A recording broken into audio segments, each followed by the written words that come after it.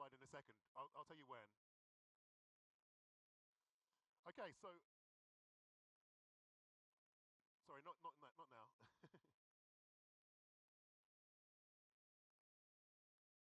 He's giving away the first slide. There we go.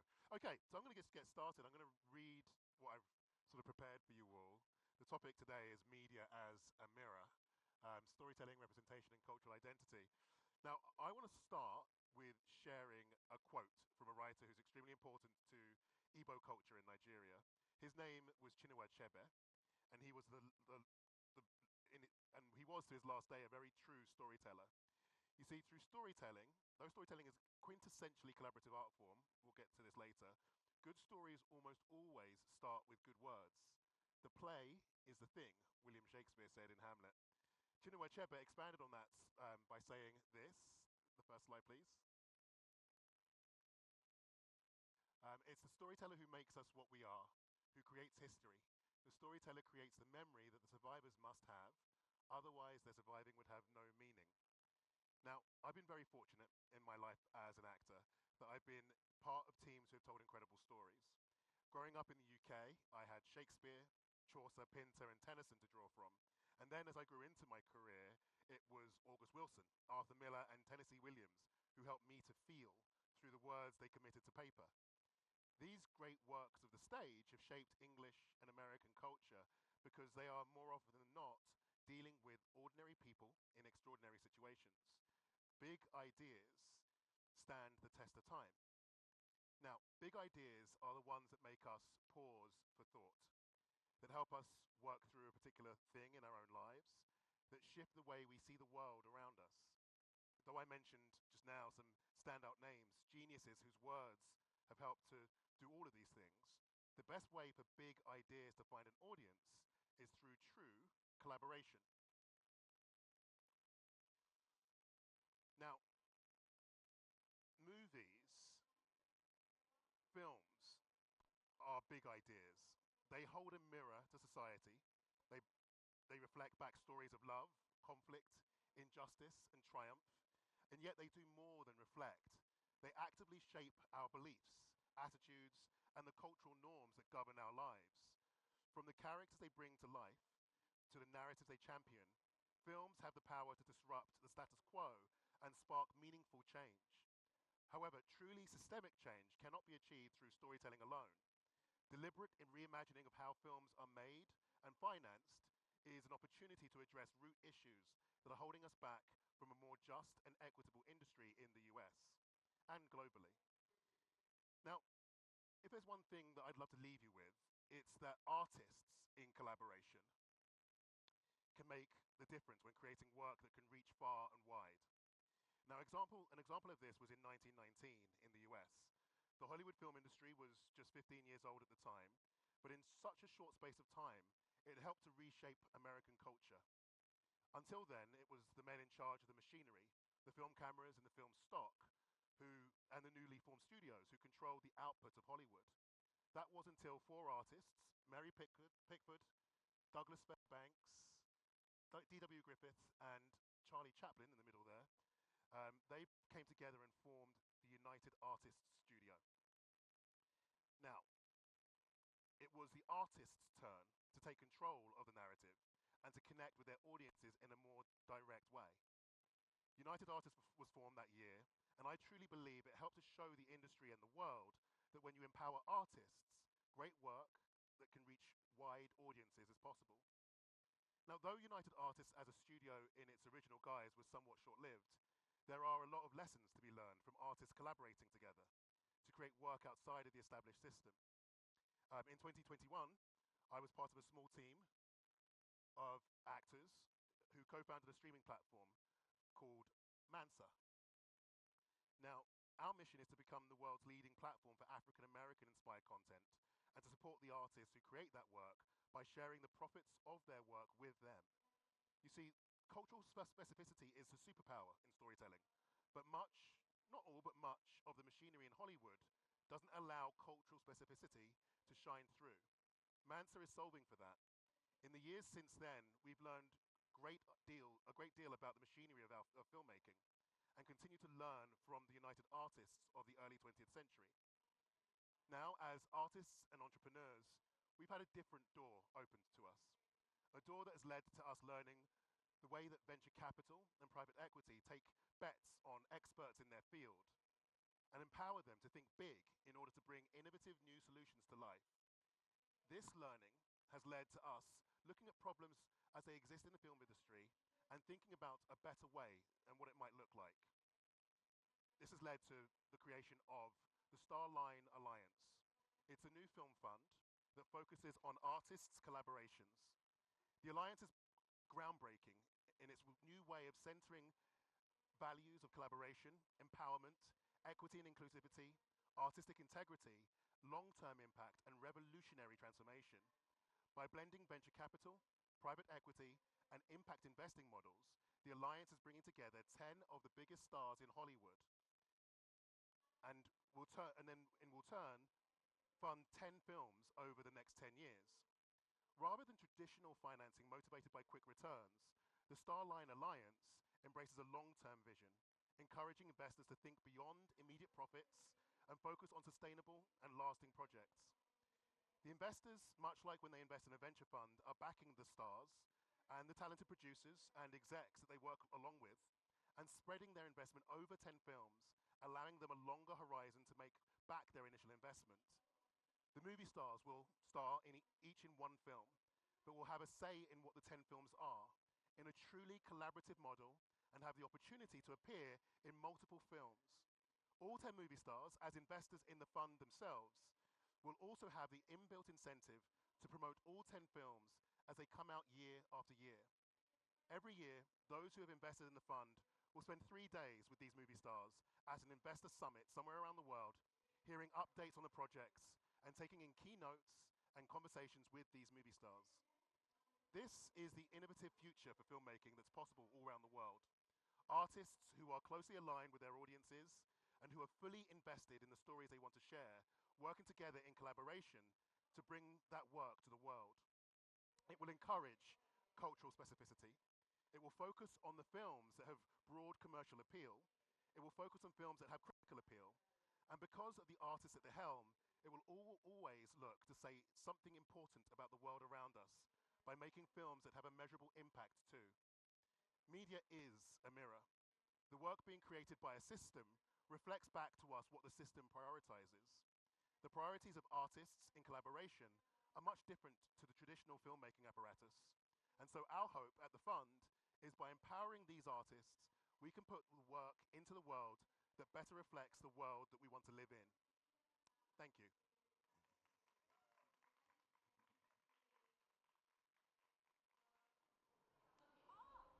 There I am. Hi, everybody. I'm Amanda Palmer. Thank you so much for having. You can't hear me. They can't hear. Now you hear? Anybody not here?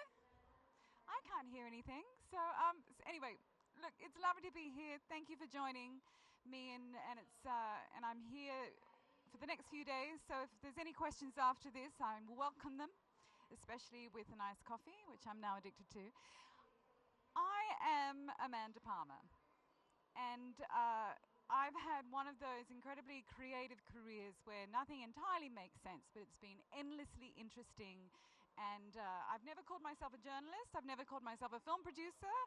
I've called myself a sort of adventurer who loves to just tell stories and work with people to tell their stories as well. So I've been asked to sort of share my career and the crazy trajectory, but I hope that it also frees you to do whatever you want to do if you haven't started already, and I know some of you have.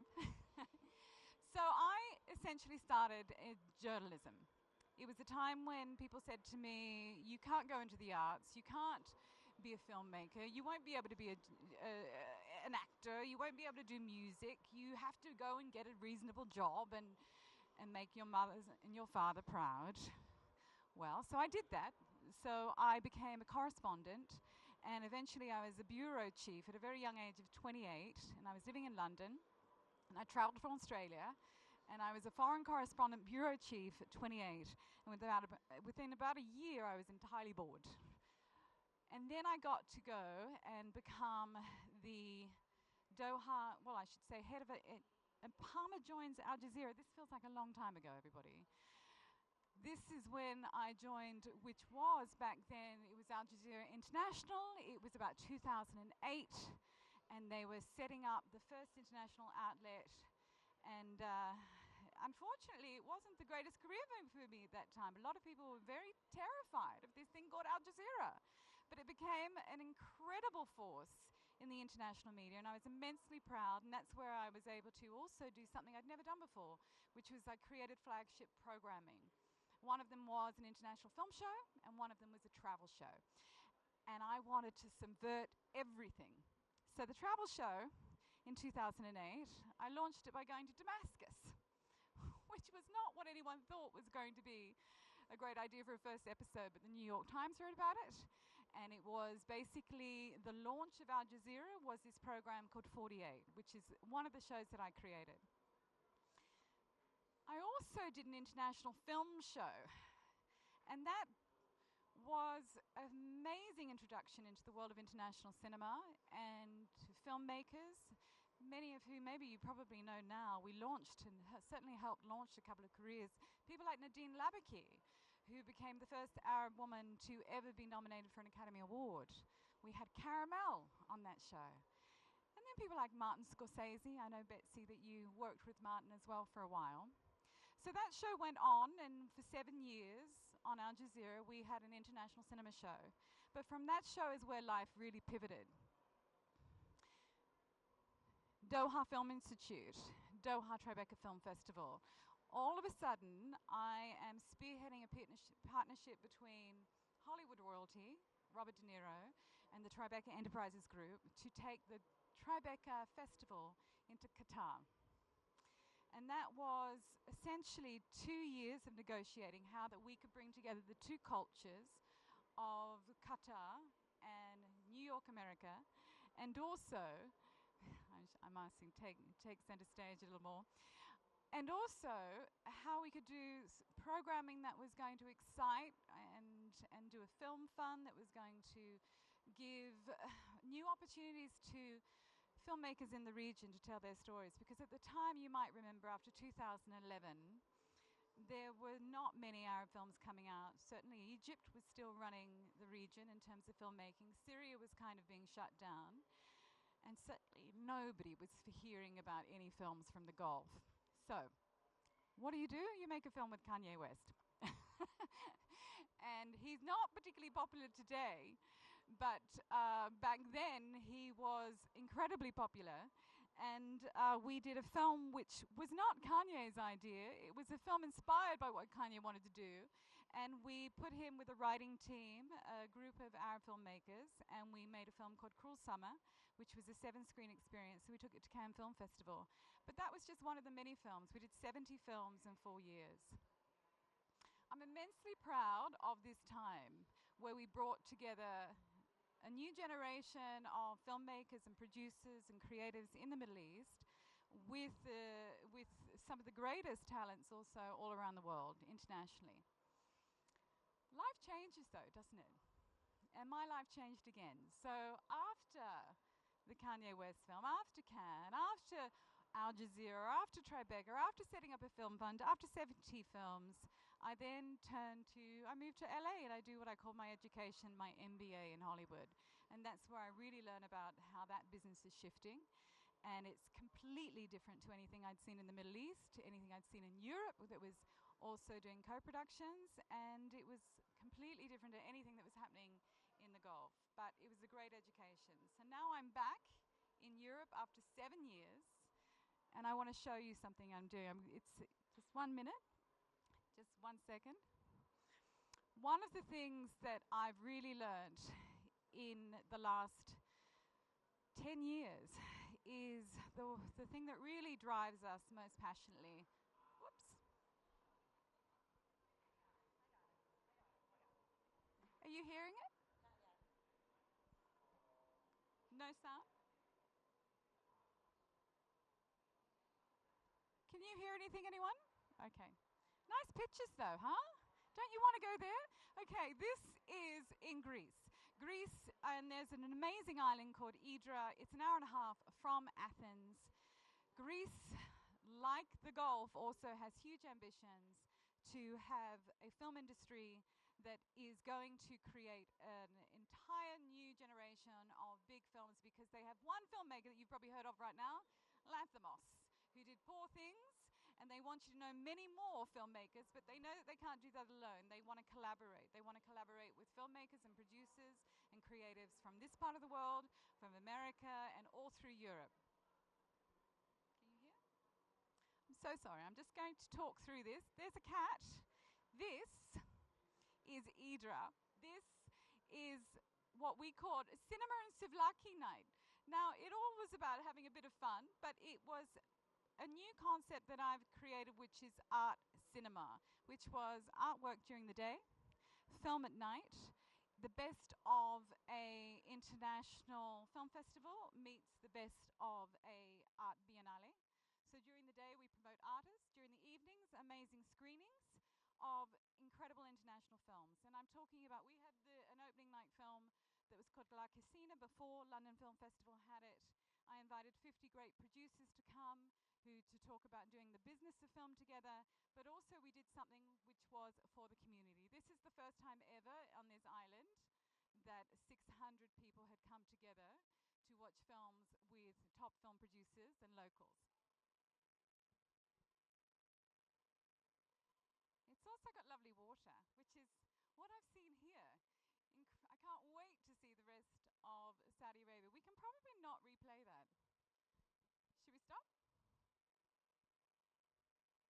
Can we stop that? Yeah? Okay. All right. So, Art Cinema is a concept event, an intersection of the intersection of film, the intersection of art, and art can mean absolutely anything. And then it's over 3 days. It's like a curated weekend where we show the best of film and the best of artwork. And art is music, performance, it's paintings, it's sculpture, it's fashion for those of us who love fashion. And then we have the year-round organisation, which is the incubator of talent. So we're doing artist residencies, we're doing artist writing labs. I'm looking at all these people that I've met in the last few days to think, well, I hope that we can collaborate with you. We have a non-profit. I believe in philanthropy as well, to make sure, to your point, that we also support a new generation of people who don't have access to financing and don't have access to the tools of learning how to hone this craft. So we've launched that in Greece because Greece has a new 40% film rebate and they want to collaborate with the world. We're hoping to do this all over the place under this concept of just let's celebrate art together over curated events and year-round incubation of talent. So I must tell you that I wish I could hear you all back. But I've been really pleased to share a bit of my life. Who knows where it takes me beyond here, but it's been a great privilege to be able to work with incredible people who are passionate about what they do. And certainly I'm at that point in my life where I want to make sure that I'm here to serve your creativity and others' creativity through collaboration. And I hope to see you in Greece, if not somewhere beautiful in Saudi. Many thanks for your time.